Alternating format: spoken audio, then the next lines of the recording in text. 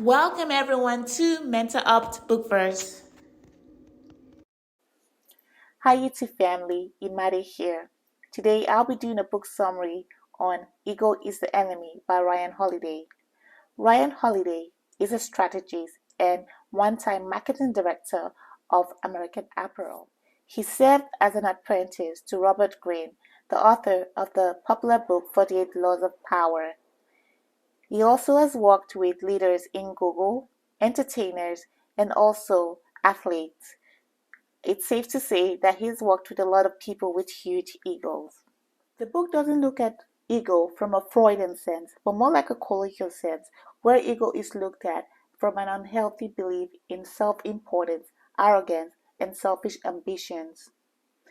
It is divided into three sections: aspire, success, and failure. And it shares a lot of stories in history that can help us understand more about ego and how we can be a better version of ourselves. Well, I share a lot of this in the book summary, but before we jump right in, if you're new to my channel, I do a lot of book summaries and review. And if you enjoy this kind of content, be sure to hit that subscribe button and notification bell. Without wasting much time, let's jump right into the summary, and I'll see you guys afterwards. So, we have a goal we plan to achieve and feel nothing can stop us from getting our goals. The drive within us burns bright, and with this comes several outcomes. First, we work towards our goal and eventually succeed, and in that state might crown ourselves self-made without acknowledging factors that got us the success we once desired. Or we have the drive, and years down the line, this fizzles out with all talk and visualization without taking action to attain the goal. Even worse, we take action, succeed, and fall from grace. We wonder, why this? In all these, there's a high probability that we blame everything else but ourselves. Yes, ourselves. We never think we can be our main enemy. The book Ego is the Enemy by Ryan Holiday shares ways to manage our own self-delusion as we work our way to success, maintain success, and manage failures. In this video, you'll learn why it is important to identify ego, how ego creeps into our lives only to impede our growth in life, and strategies to manage our ego. Ego is the unhealthy belief in our own importance. It is childish, arrogant, full of self-centered ambitions, and out of touch with reality. Ego isn't confidence or talent, although it tricks us into believing we can have all these without working for it. The author argues that ego stifles us from mastering our craft, having real creative insights, and working well with others. In this way, people often overestimate themselves without truly facing the reality of the circumstances that can lead to their success or downfall. He also argues while some outliers might seem to be successful with their ego on display, as we have seen with the likes of Apple founder Steve Jobs and hip-hop artist and music producer Kanye West, don't be fooled. No one is truly successful because they are delusional, self-absorbed, or disconnected. Even if these traits are associated with the celebrities, so are a few other traits like addiction, abuse of themselves and others, depression, and mania. Studies have undoubtedly shown that their best work only happen following battles with their impulses, disorders, and flaws. Let's consider the stories of some leaders in history. The first being Ulysses S Grant, the 18th President of the United States. After fighting as a general in the American Civil War, he sought out the highest office of presidency despite knowing very little about politics. His ignorance about politics was apparent in the presidential leadership, as his administration is still considered one of the least effective in the American history.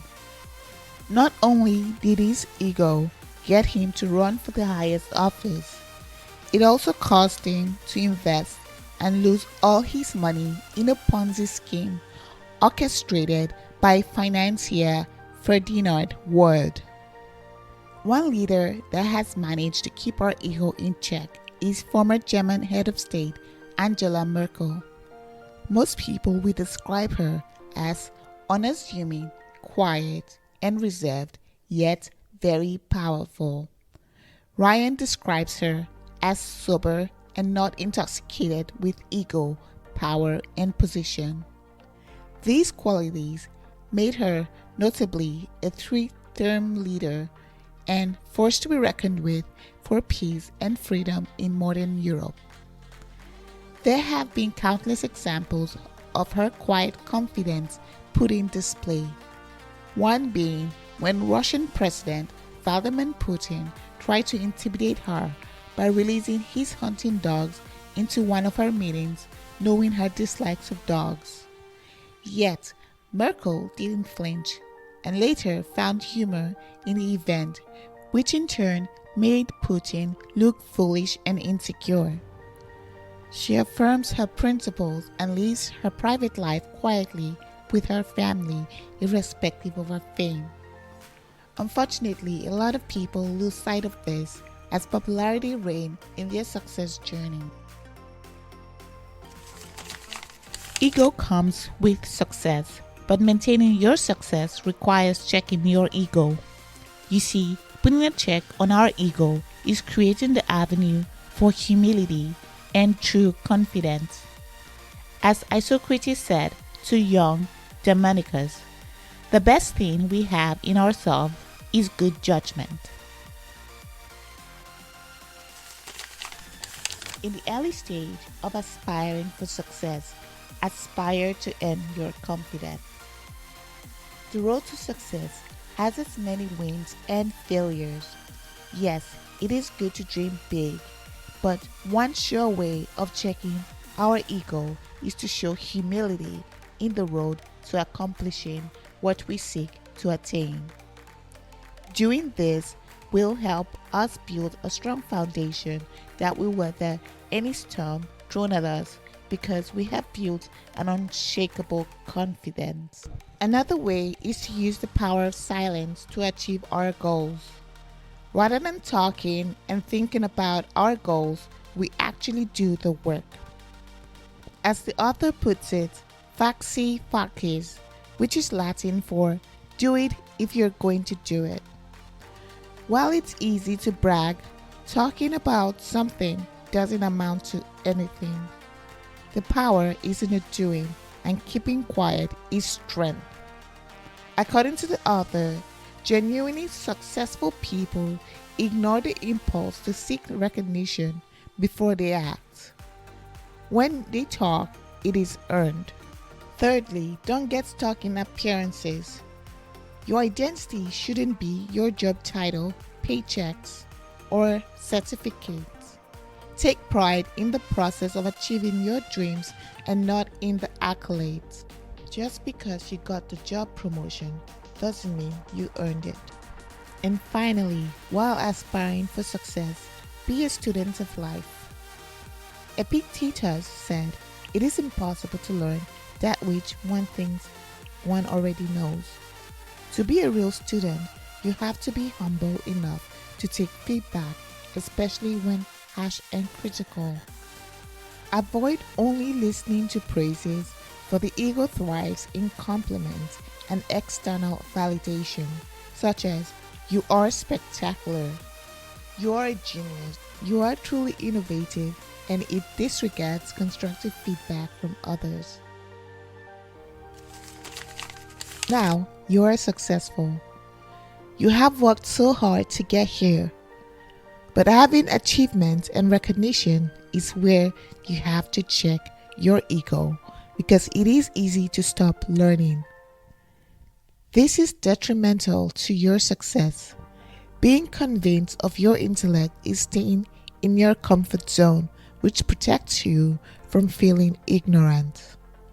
But as the author puts it, if you're still not learning, you're dying. For example, imagine in the world of medicine, if we think we already understand the human body, there will be no room for groundbreaking research findings that have prevented diseases, diagnosed disorders, and prolonged a healthy lifestyle.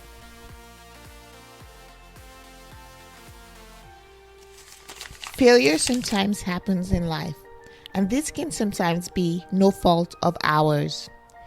While feeling sorry for ourselves is easy, as our ego finds it easy to come up with excuses like, why me?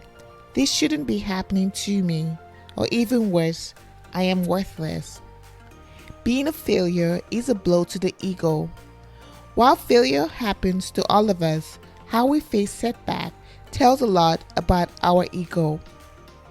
It is difficult for ego to face adversity. Remember, your wins are not reflective of who you are as a person, but ego chooses not to see this reality.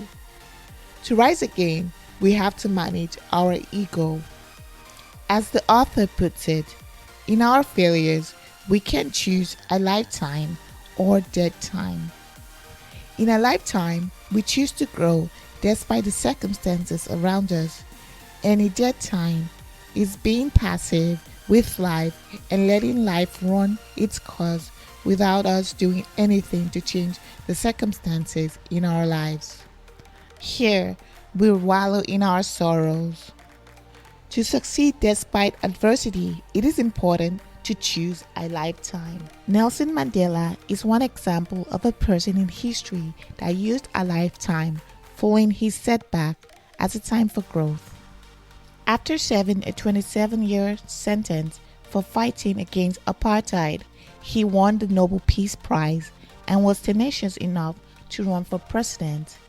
He was elected the President of South Africa in 1994. It was easy to choose bitterness while in prison and after his release. However, one of his core messages was humility is one of the most important qualities we must have.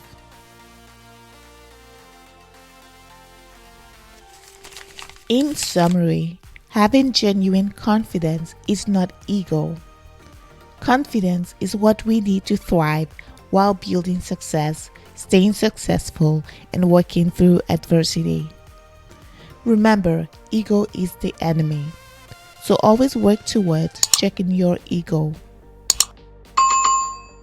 And welcome back. There was a lot to unpack in Ego is the Enemy. The book shared a lot of stories in history, and I believe that is something that we all can learn from. The book has about 227 pages, and I like the fact that it focused a lot on humility and getting rid of ego. I believe it's a book that everyone should read, especially those in leadership positions. So go check it out whenever you can. Also, share this video with family and friends. You never know who needs a reminder about their ego. Let's discuss in the comments below. I would love to know what your thoughts are on the book Ego is the Enemy. Remember to like this video by giving it a thumbs up. Also subscribe to my channel and hit that notification bell. Thank you so much for tuning in today. Until next time, be well my friends, and remember, keep your mental up. Bye for now.